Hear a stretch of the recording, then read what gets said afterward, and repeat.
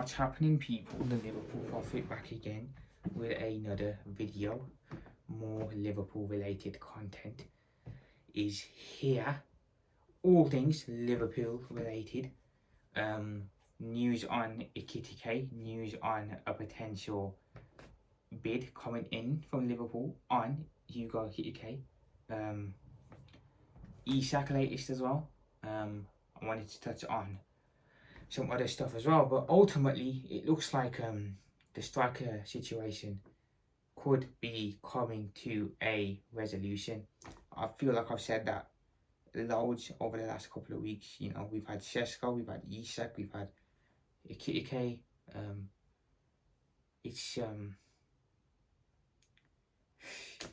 feels like it could be coming to a head finally. So without further ado, people, why don't we just get into it? Looks like Liverpool have open talks with Hugo Ekitike. Despite Newcastle apparently having put in a bid for him the other day, that's turned out to be bollocks or whatever it was.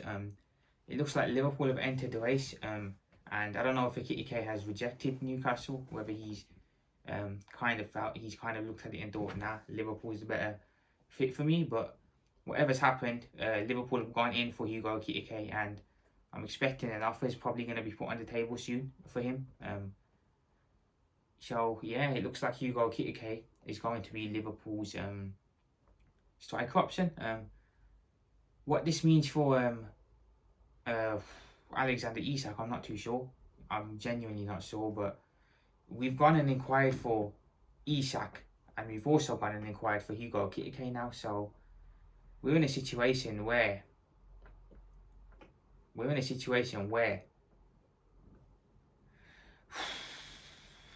it's up in the air who we're gonna go for. I'll be totally honest. It's really up in the air. Right? Am I happy with Ekitike? I'm mixed on it. I'll be totally honest.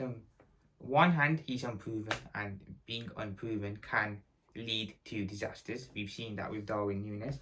On the other hand, I look at it and I think, okay, it's exciting. He's coming from the Bundesliga. The Bundesliga is a more proven league than the Portuguese league, which is a plus in my opinion.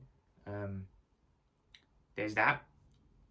Young, he's got the age bracket on his side. He's only 20. I'm not sure how old he's exactly, but I know he's pretty young. He's coming from a more proven league. I know that doesn't mean much because the Bundesliga still isn't great. But am I happy with Ekitike? I'm 50-50. I didn't want him, I'll be totally honest. I did say I'd rather Benjamin Sesko, and I stand by that. I would rather Benjamin Sesko. But then again, this is what we get because the striker market, other than Alexander Isak, isn't great. You know, you've got Osimhen running around, you've got Gyökeres running around, you've got Sesko running around, Ekitike running around. These aren't great options, I'll be totally honest.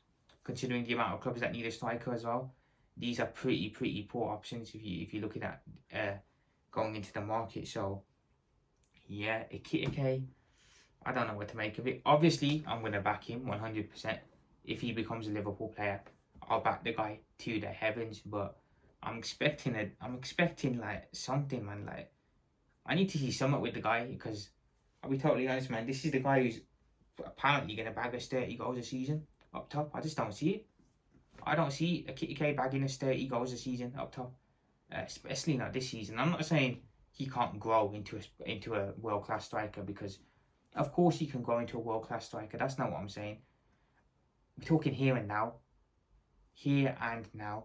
Can he get us 30 plus goals a season going into next season if he's the number one striker? I'm not sure. I'm genuinely not sure. I know the goals will still be shared around. Salah's still going to bag a lot. There'll be more goals from the midfield now with Wirtz coming in. So the goals are going to be pretty shared about, but I don't know, man. I look at Ekitike and I think that's a project player. He's a player that is a project player, someone you nurture and develop. We ain't got time for nurturing and developing, man. We've done it a lot over the years. We need a gunman, man. We need someone who's going to get us 30 plus goals a season. Someone like an Isak or Julian Alvarez. We don't need someone like an Ekitike, really, who is going to be a project player. I think we've done project players before. Klopp's nurtured and brought through a lot of project players. And I'm tired of that. I want I want proven players now. I mean, it's a tough one. I'm mixed on the Ekitike thing. Really, I am. He's a project player for me, and I don't think we need a project striker. We need a proven striker, someone who's going to bag us goals, not someone who is going to be inconsistent with it. But look, as soon as Ekitike puts on that Liverpool t-shirt, as soon as he puts on the iconic Liverpool strip, I'll back the guy. I backed Darwin Núñez. I mean, it's only recently, after Darwin had the strop on social media, when he came out and had a tantrum, that a lot of us lost respect for Darwin and want him gone. But until then, we all back Darwin. And we'll all do the same with Ekitike. We'll back him to the heavens, to the hells, and hopefully he can step up, because I'll be honest, City have got Haaland up top now. Whatever you think about Erling Haaland as a footballer, you can't deny as a goal scorer, he is up there with the best. He is one of the best, if not the best. So he's going to be getting 30+ goals this season. We know that he's always going to be up there for the Golden Boot as a top scorer. That's just no debate. He's always going to be up there. So us having Ekitike, I mean, yeah, he'll have to step up quite a bit if he just joined. I'll be totally honest, if he does join. Because they've got Haaland and we've got Ekitike, so who's got the advantage in the striker position? I'd definitely say Manchester City have, not us. I'll be totally honest though, it's a bit exciting at the same time too, because I think sometimes being unproven and being unknown can be a good thing, because you can surprise people and you can, kind of, get on the good side. You never know, sometimes it's a good thing. But does this mean that the Isak stuff is over? I don't think so. I genuinely don't think so. The Isak interest still seems to be there. We've just inquired for Ekitike. So can the Isak stuff still happen? I think it can. Do I hope it still happens? Yes, I hope to God it still happens. I'll be honest. I'll be totally honest. I know this will probably get hate, but I'll be disappointed if Ekitike is our striker that we get after being linked with Isak like we are. I'll be disappointed. I want Alexander Isak, and I hope that we still get him, because for me, Isak is the statement. Now, we did the statement with Wirtz. That was a statement signing, but this will be a proper power move if we get Isak, and it will definitely be a signing that will get the rest of the league up and thinking, and looking at us thinking we're serious. I mean, look, with Ekitike, we're still serious, but I feel with Isak, it's a wrap, man. The league is wrapped with Isak. We get Isak next season, we win the league again, in my opinion. We get Ekitike, I still think we can win the league, but I'm not as confident as I would be if we would get Alexander Isak in. So yeah, it looks like it will either be Alexander Isak or it will either be Hugo Ekitike. Still got no clue what's going to happen with Darwin Núñez. Whether he stays as a cover striker, whether he moves on, still up in the air. Whatever happens with that. I mean, I'm not too bothered. See, if he stays, he stays. He'll hardly play anyway. He'll be cover, so he's never going to really get a game. Maybe another cup game here, or a game where, fingers crossed, if one of the strikers gets injured, he plays. Oh, if he goes, he goes. I'll be more than happy to let him go. I'd lean towards selling personally, purely because of the strop he had on social media.